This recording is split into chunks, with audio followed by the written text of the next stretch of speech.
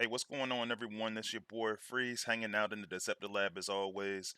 And this particular series is actually an interesting one because I had my first guest on the show this time, and it was actually Transformers Earth Wars community manager Dale from Space Ape. And we had about a 2 hour conversation just talking about the game, everything from just the state of the game to how we feel the game went in 2023 and we had a really good time, and so I wanted to share that interview with you guys. I'm breaking it down into multiple sections just based off of the different topics that we discussed, so make sure to like and subscribe to the channel, catch all of the videos in this series, and I will see you on my live streams, and I'll see you on the battlefield. Freezius out. Hey, what's going on, everyone, and welcome to the Deceptilab. This is your boy Freeze, and today we got a special guest. We actually got Dale, the community manager from Space Ape, with us, and really just trying to look at a little bit of a end of year wrap up, and hopefully get a sneak peek at a couple of things in the future. So, um, Dale, how you doing? Good, Yeah, awesome, thank man. you to the stream. This is my first time on stream with you, so I really do appreciate it. And yeah, I enjoy listening to your streams and watching them, especially because it normally becomes a ritual on my Wednesday. Because I normally just go on YouTube and it says Freezius is streaming, and I'm like, cool. And then I go back and watch all your little things that you've said, and I really do like it when the content creators read the newsletter because it's what we've done. So it's always good to see people commenting on what they're thinking about the game and seeing they're about things, even if it's negative or positive. It's always good to see. So yeah, thanks again. I'm really looking forward to this interview. And I've told you I don't want any easy questions because that'll be too easy for me.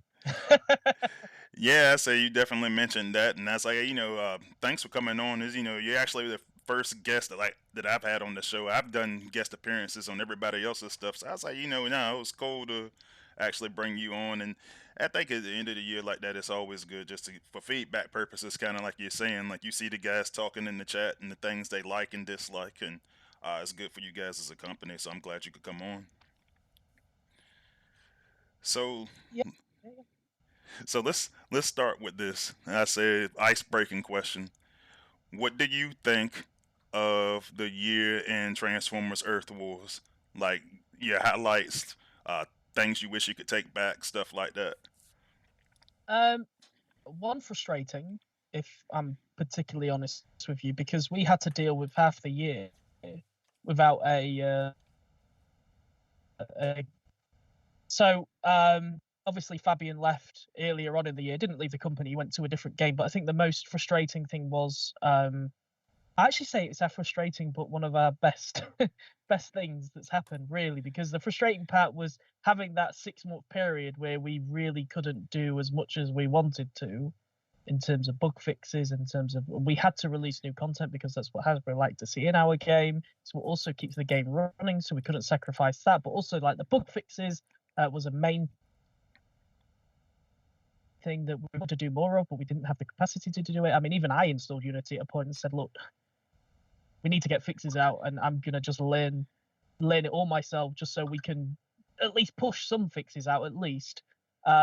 So that was a frustrating 6 months, but also it was the best bit because when we did find somebody, I think we did find actually the best person for the job in Vivek, who just completed the 50k Titan event this weekend. He's telling me, I just come off a call with him. He was like, I just ran for the Titan event. It was so stressful, but I loved it. And I'm like, oh my God, you did it.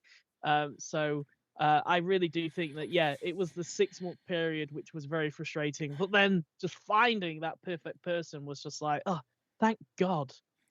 Thank God we found him. So yeah, I would say that is frustrating and also best. What other things have happened this year? Which I've been. What was the question? Sorry, just could you just repeat it just to make sure that I actually get every little bit of it. Nah, you say you're doing good so far. I said the question was just like, just how do you think the year went for Transformers Earth Wars, and just highlights and the frustrating parts as well. Yeah, the frustrating part was definitely running solo with a designer.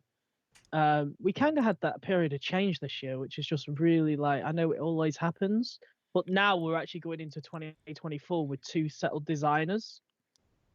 Whereas previously we only had one, so we've actually gained somebody, and we've actually got 24 with, and they're just stable. So yeah, I think the frustrating part for me was um, definitely waiting on a designer, because you never really know how those applications turn out. Especially when you get tons of game design applications, you need to get somebody who actually fits the game, fits the community. I mean, money's never an issue.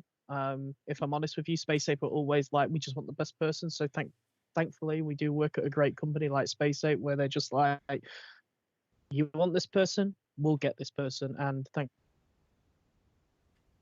to find Vivek in the end, who is amazing, and you'll see more of him next year. And I think another highlight for me, going into a positive, was actually making something in the game this year was really super cool. I made two things this year. Well, I did more than two things, but you know, people will always think about the nightstick fix that I tried to fix, but it made it worse. But I tried. I mean, the problem for that was really annoying. But I tried to fix that one. Nose cone was just, yeah, I didn't think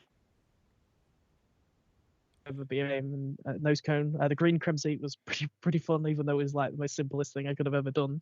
It's just like everybody has to start somewhere, right? And then just the whole legacy batch overall. I mean, I love working on some of these bots. I mean, some designers probably think I don't really want to touch a bot because it's 6 year old. But to me, like, our best bots are probably 6 years old in terms of lore, in terms of what they can do and what they can bring. And it's just a shame that I know that if we release like most of the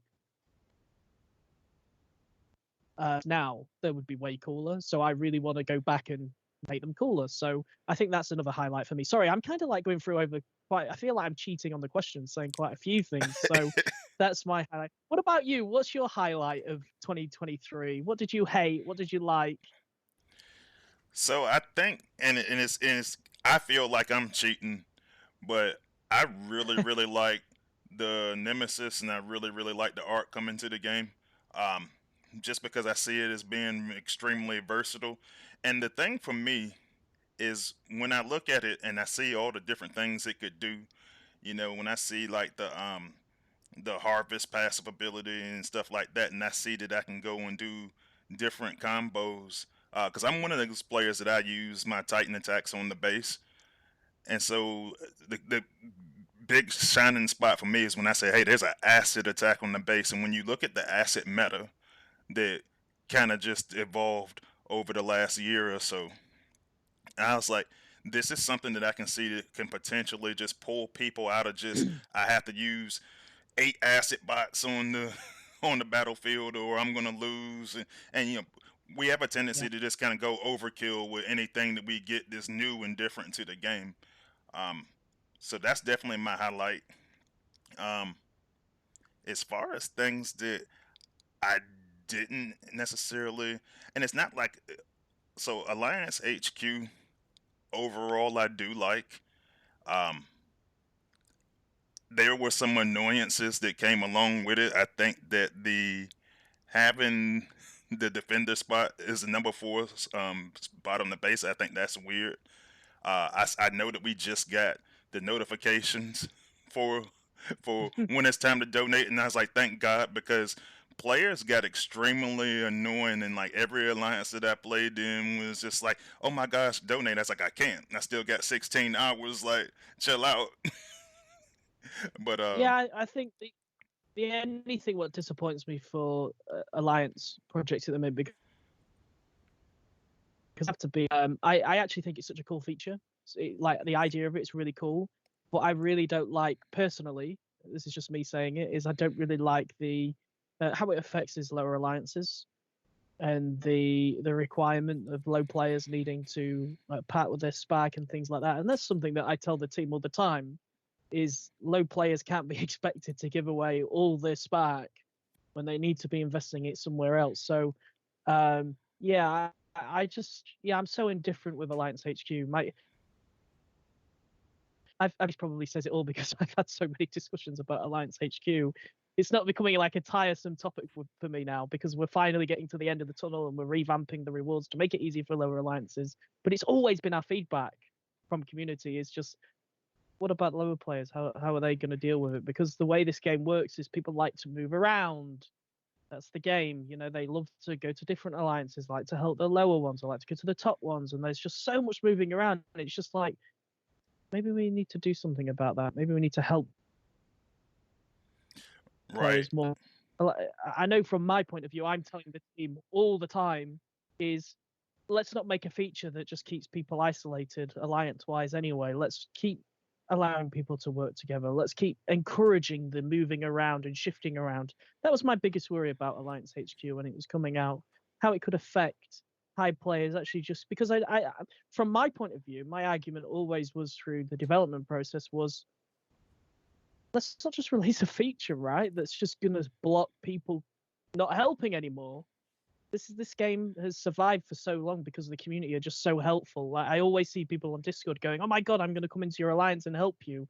You know, the day that goes away, it's the day I'm just going to be so upset and disappointed with how we've turned the game. So I hope that that never happens, and I feel very strongly about this as well because I never want it to go that way. I want this game to be very community, like not all the time. I get it that we all want like the individual aspects and stuff, but the community stuff, I like.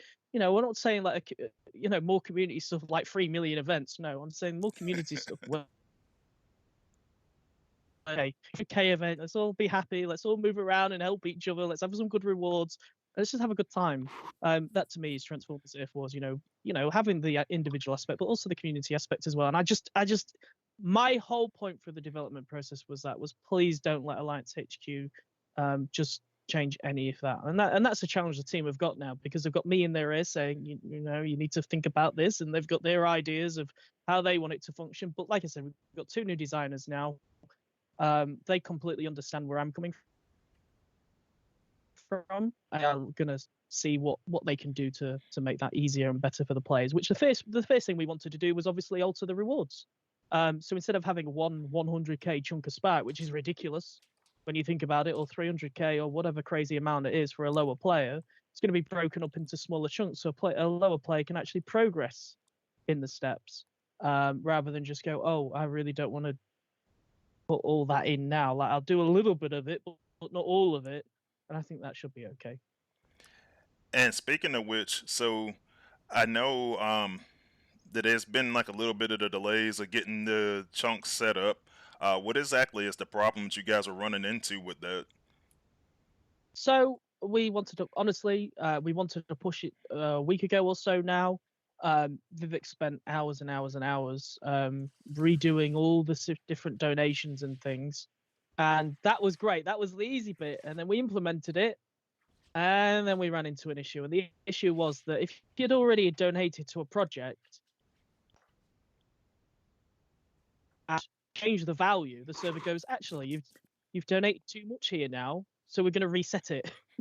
So that really can't go live, because if you've got an alliance that's done like 100 projects out of 300 and then we push the new changes, we can't really compensate that, because it's going to, you've got to calculate on how much people are donated, but also you don't want people to lose their progress of what they've already done. So in January, we are actually getting a new hire who will be able to alter the coding, because I don't know, it's very, very technical. This one is a very technical one, where they need to alter the server. So the server says, okay, you have donated too much, but it's okay because this is now the requirement. That's what we're gonna fix. So hopefully, when we get that server tech who's coming in early January, that will be just resolved just straight away. That is definitely their first project anyway, because we need to get this out ASAP. But that is the problem. We would push it, but it will just reset everything, and we do not want that. And I think the players don't want that either, but they really do want everything put down in chunks. So we hear you. We're listening. We are literally stopped and blocked by a technical aspect. But what we have done is we've given more rewards out in war, and we've done it a little bit earlier than we normally do, and that's because of the issues that players are facing. We know everybody needs more spark, more combiner spark, more combat spark. In a way, that's a good thing about Alliance HQ, because people want these resources again. I mean, probably yourself, you didn't really want spark until this came in. So that is good. One good reason, but we just need to be very careful with it. Yeah, I got you, and that's saying it's definitely good to be on the side of caution when it comes to something like that, because like you know, and we were talking earlier before we started the recording, but I was like, you don't want to give anything else that's going to upset the community. So definitely want to make sure that that works right the very first time. So now I get it, but I it mean, so, something like Alliance HQ is just really hard to play test because you can't just play test 40 to 100 alliances all shipping in. You just don't know how it's going to be. Like we couldn't get like 1,000 people to beta test this; it was impossible. So yeah, it's always a hard one when you release something like this. But we've not had too many issues with it yet. We've had one or two which we've just resolved. For example, I think at one point we had the striker perk was just not doing anything for some players, but that's all been resolved now. So yeah, no major issues, but yeah, like you say, we've got to be cautious with it, and I feel like that's what we have been with it. Nah, I got you, and yeah, like honestly, like I said, I appreciate all the effort you guys put into it. Overall, it's been a polarizing feature at times, but it's just like minor annoyances. Like overall, I do feel like the Alliance HQ project is it's changing the game a little bit, and it says it's going to give you some opportunities, and I feel like it covered a lot of quality of life gaps, like for example, research lab times. Those get shorter using it. You're getting more resources, and you're getting them faster, which is going to help a lot of the lower level players. So definitely a lot of Yeah, but good that came from it. then we're there is a lot of good that comes with it. But again, we go back to what I originally said, where you don't want to make it too good, where people don't want to move, and then you break that chain of people helping each other. You see, I'm on the fence where Yeah. every time we talk about this, I'm always reminding them, what about these people who are playing this? Like, I get that the top players are going to get it and it's going to be easy for them, but also the lower players, like they need. I top players to just drip feed all the low players. It's not what I want. I just want there to. I just don't want us to get into this situation where you get to me, Freezius, go and you say to me, "I'm not moving this weekend because this alliance has got all these perks and there's no point me moving." That is what I don't, that is what I don't want it to come to. I would rather a player go, we've got some perks, but I don't mind helping because they're not going to change me in a massive way. Or they're not going to, I might miss them, but it's okay because I'm not going to be gone for long. The fence I'm sat on right now is I don't want top players to go, oh, well, yeah, I'm not going anywhere. These are just too good for me. Right, and that was actually one of my concerns, and I believe when we were testing it is one of those things that I did bring up because that community aspect is important, and you know, Yeah. and then, I mean, and there's as an alliance leader myself, I'm one of the alliance and family leaders for the horde, and we've run into situations at times where it's like, hey man, if you didn't have the training center active, somebody comes to your alliance for an endurance, and they're upset about that. So I'm constantly on my mind reminding guys, it's like, look, make sure that when we have a moving event, we've got all three of those, and so minor hiccups for stuff like that, but Yeah. definitely get where you're coming from on that. Yeah. Hopefully we can obviously fine tune it within the next year because this is not a finished product as well. There's still a Right. long way to go for Alliance HQ. We're not ready to release everything all at once. That's to actually finish it. I know people are complaining that we need to finish it, but the goal isn't so you finish it within the first 3 months. It is a slow burn until we're ready to release the other side of the content. But yeah, this is not a finished product. It's going to be more fine tuning. The chunks are going to get smaller, which is going to obviously remain the same. It's not going to it's not going to be discounted at the end. It's going to remain the same total. The chunks are going to be smaller, so there's going to be like more to donate with, but it's just going to be smaller. So hopefully that helps everybody. But we're still keen to hear feedback on it, of course. I mean, when we go into any design discussions, we're me and Meryl and anybody else who's part of the community team are always mentioning into the team that these are the things they need to be thinking about, then they need to listen, to be honest. If people think that we just sit here and we just go, great, a new feature, cool, let's just release it, that's not what we do. I feel like sometimes the team maybe gets sick of us at times because we're far too critical. But we're always looking out for the players for sure. They need to, there's some game they need to worry about and they need to think about, and they just can't just release things. Which they do. They always listen, but they're always like, really? They're just a little bit cautious too. So that's fine.